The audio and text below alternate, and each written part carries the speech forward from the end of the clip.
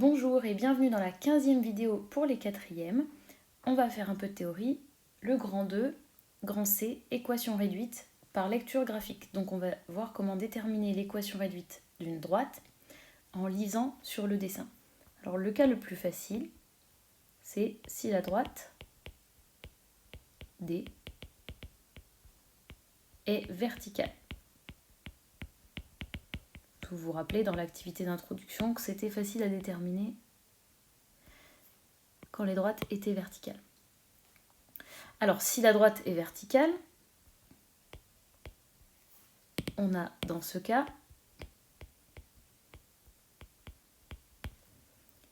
D qui a pour équation x égale quelque chose. Vous vous en souvenez? Je mets C, et C c'est un nombre réel. Donc c'est n'importe quel nombre qu'il va falloir déterminer. Alors pour trouver l'équation par le graphique, eh bien on va regarder si la droite est verticale, elle va toujours passer par le point qui a comme coordonnée petit c, 0. Donc par exemple, si le petit c est 2, elle va passer par 2, 0. Si le petit c c'est 18, elle va passer par 18, 0. Et donc, il faudra seulement lire sur le graphique. Oui, j'en connais parmi vous qui vont être contents, je ne vais pas citer de prénom, parce que pour une fois, on va pouvoir lire sur le dessin. Alors, je vous montre deux exemples.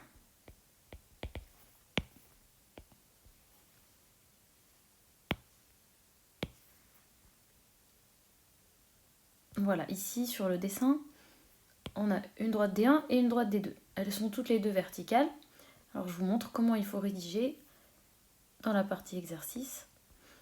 Donc D1 est verticale, vous vous souvenez, est verticale, c'est la même chose que est parallèle à l'axe des ordonnées. Donc son équation est de la forme x égale quelque chose. On peut choisir C comme lettre. Alors maintenant, donc, j'ai écrit D passe par petit c 0. Donc c'est le point qui a comme ordonnée 0, c'est-à-dire lui. C'est lui que vous devez trouver à chaque fois, l'intersection avec l'axe des abscisses. Et c'est qui ici? Eh bien c'est 3, 0. Ce sont tous les points d'abscisse 3. Donc D1 passe par 3, 0. Et bien alors le petit c, c'est 3. Du coup, l'équation est x égale 3. Voilà, c'est surtout ça qu'il faut bien savoir faire. Deuxième exemple avec la droite D2. La droite D2, elle est également verticale. Donc, elle a aussi une équation de la forme x égale quelque chose. Alors, quelque chose, je vais changer de lettre puisque le C est déjà pris. Et je vais regarder par où elle passe. Eh bien, elle passe ici par moins 1, 0. Cette droite représente tous les points d'abscisse moins 1. Donc, je vais l'écrire. Ça veut dire que le K, c'est moins 1. Et du coup, l'équation de la droite des deux, c'est x égale moins 1. J'espère que vous avez tout compris. Ça, c'était le truc rapide et efficace. Alors maintenant, bien sûr, si la droite n'est pas verticale, c'est moins drôle. Oh, j'oublie toujours ça. Alors, si la droite D n'est pas verticale, on va avoir besoin de connaître plusieurs choses.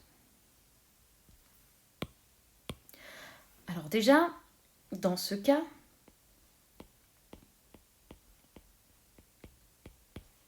la droite D a une équation de la forme y égale ax plus b. Vous vous souvenez, ça c'est dans le théorème. Le petit a et le petit b, ce sont des nombres réels et c'est eux qu'on va devoir trouver en regardant le graphique. Alors le petit b, c'est facile, Donc une droite qui n'est pas verticale, elle passe toujours par le point 0, petit b. D'accord? On va voir après dans les exemples. À lire sur le graphique également.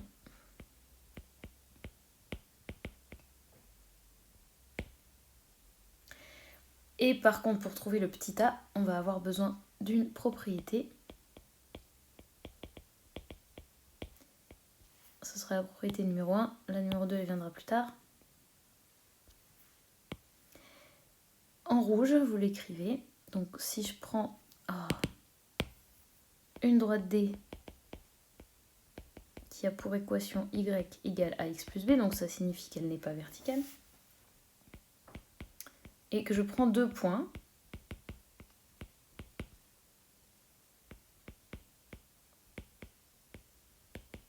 qui sont sur cette droite.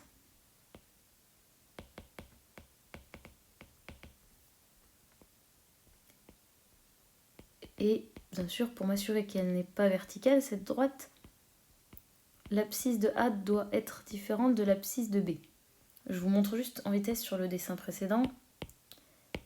Si l'abscisse de A, c'est 6, que l'abscisse de B, c'est 6 aussi, ah bah la droite, elle est verticale. Donc ça marche pas, d'accord?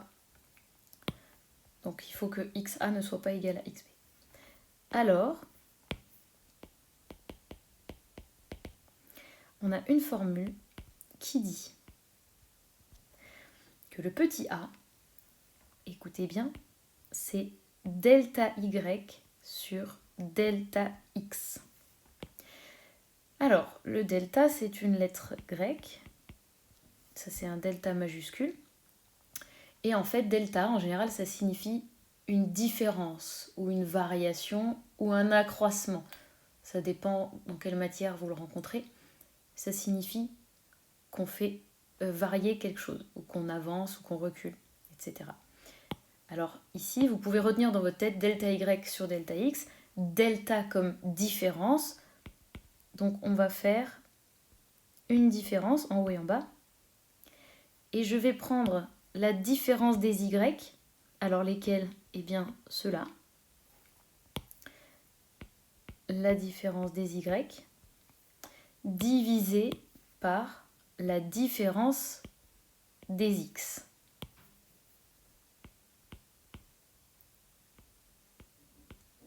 Alors pardon, xb.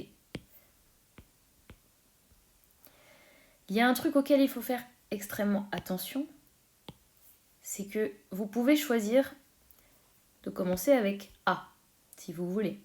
Mais ça veut dire que dans la ligne d'en dessous, il faut aussi commencer avec A. D'accord? Verticalement, on doit avoir le A ensemble et les B ensemble. Bon, cette formule-là, le détail de ce que je viens d'écrire ici, on le verra dans la partie suivante où on fait par le calcul. D'accord?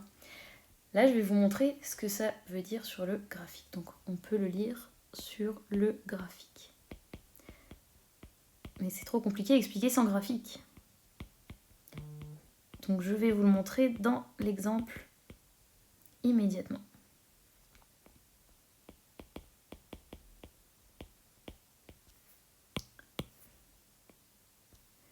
Alors, évidemment, il faut que je me mette là, ici. Alors, je ne vais pas vous brusquer, on va commencer par faire dans l'ordre qui est proposé ici. Alors, je veux déterminer l'équation réduite de D1 et l'équation réduite de D2. Donc, commençons par D1. Alors, je mets un petit titre.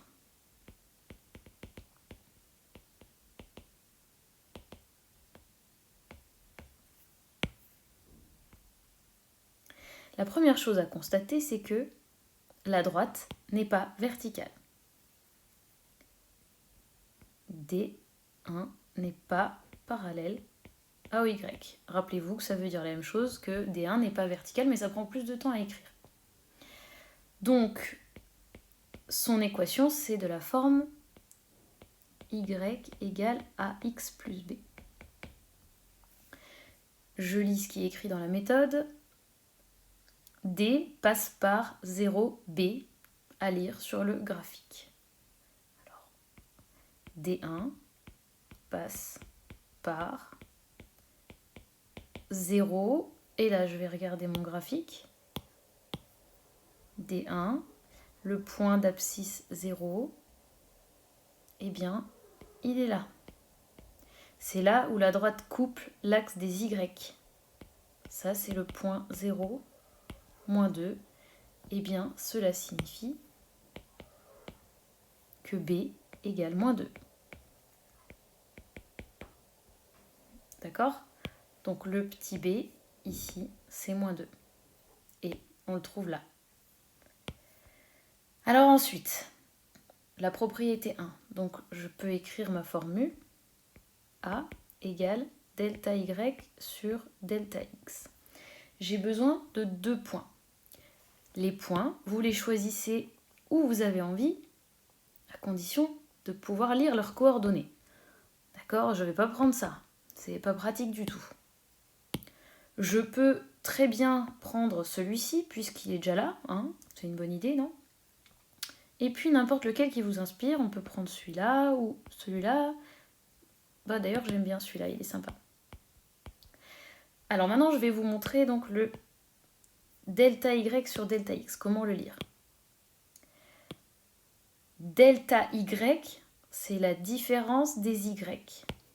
Donc l'idée, c'est de voir comment je fais pour me déplacer de A jusqu'à B.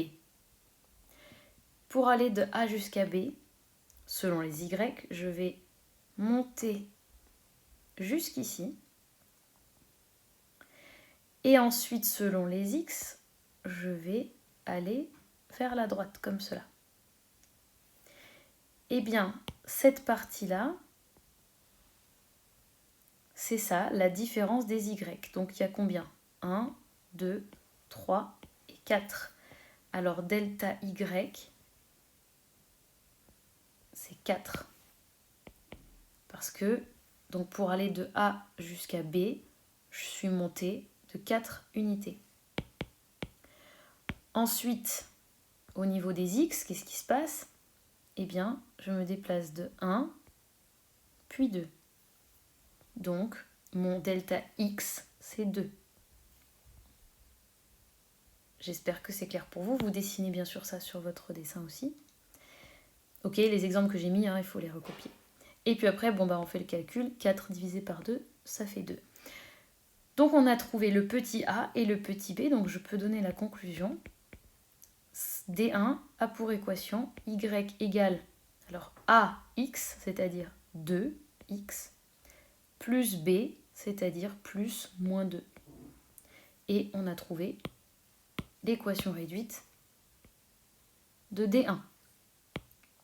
Alors pour voir si vous avez compris, mettez pause sur la vidéo et essayez de faire l'équation réduite de D2. Je vais nettoyer le dessin, je reviens dans un instant. Passons à l'équation réduite de D2.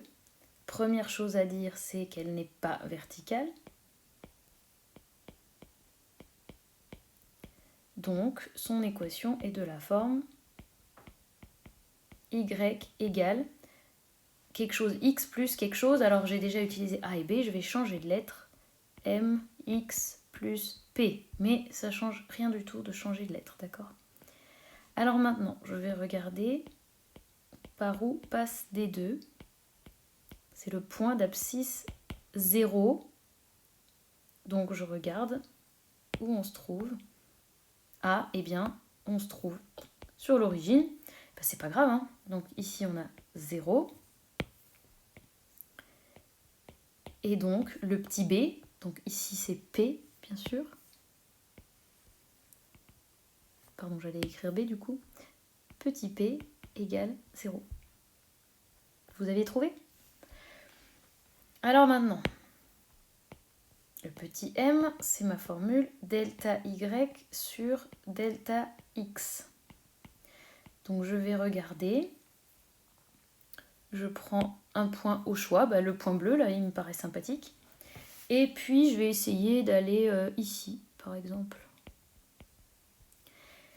Et je regarde, delta Y, c'est toujours le Y en haut, hein, faites attention. Donc d'abord on commence par les Y. Que se passe-t-il? On descend de 1, 2, 3. Alors si je descends, eh bien en fait je fais moins 3. Prenez une autre couleur que du bleu, parce que j'ai déjà utilisé du bleu juste avant. J'avais pris quoi là? Du rouge. Ok. Moins 3. C'est clair pour vous? Je descends de 3 unités. Et puis ensuite, au niveau des X, qu'est-ce qui se passe? Eh bien, j'avance 1, 2, 3 unités. Je fais le petit calcul et ça fait moins 1. On a trouvé le M, on a trouvé le P. Je vais écrire ça. M, c'est moins 1, X plus 0. Je ne vais pas laisser ça comme ça, c'est pas très élégant. D2 a pour équation Y égale moins X. Et voilà. J'espère que ça va. Demain, on va faire ensemble l'exercice 34, page 149. Ce sera surtout pour voir si vous avez compris comment on calcule la pente, le petit a, avec le delta Y et le delta X. Vous inquiétez pas, vous allez vous habituer. Mettez un pouce bleu si vous avez tout compris et à demain.